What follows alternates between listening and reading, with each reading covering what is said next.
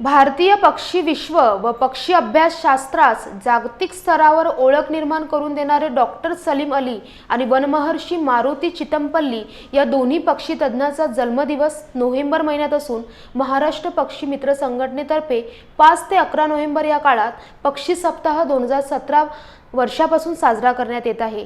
पक्षी सप्ताहानिमित्त आम्ही लोणारकर आणि पक्षी मित्र संघटना लोणार यांच्याकडून लोणार सरोवर ते ज्ञानगंगा अभयारण्यापर्यंत सायकल रॅलीचे आयोजन करण्यात आले आहे। यामध्ये वेगवेगळ्या प्रजातीचे वृक्ष, आपल्या जिल्ह्यामध्ये दिसणारे वेगवेगळे पक्षी, असा हा समृद्ध जिल्हा आहे आणि याचं जतन करणे, याच्याबद्दल नवीन पिढीमध्ये एक आकर्षण निर्माण करणे आणि ज्या काही त्रुटी असतील त्या त्रुटीसुद्धा समोर आणून त्याच्यावरसुद्धा जनजागरण करून जनमत या सगळ्यांच्या पूरक पर्यावरण विषय तयार करणे असा उद्देश ठेवून आपले ही मित्र आजची ही रॅली काढत आहेत। आपण सगळे वन्यजीव सोयरे परिवाराच्या वतीने आपल्या या मित्रांना शुभेच्छा देऊया आणि त्यांचा पुढचा प्रवास अतिशय प्रेरक राहील असं ठरवूया।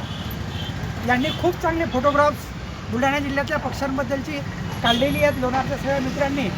मी वन्यजीव सोयरेला विनंती करेल की दिवाळीच्या सुट्ट्यांच्या दरम्यान आता लॉकडाऊन कमी होत आहे, एखाद्या शाळेमध्ये म्हणा, एखाद्या महाविद्यालयात म्हणा, त्या सगळ्या पक्ष्यांचं प्रदर्शन अतिशय देखणं आहे। मी स्वतः बघितलेलं आहे। ते सुद्धा बुलढाण्यात जर आपण लावलं तर इतर लोकांना सुद्धा आपल्या जिल्ह्यामध्ये कोणते पक्षी आहेत, ते कसे दिसत आहेत, त्या पक्ष्यांची माहिती तोंड ओळख होईल।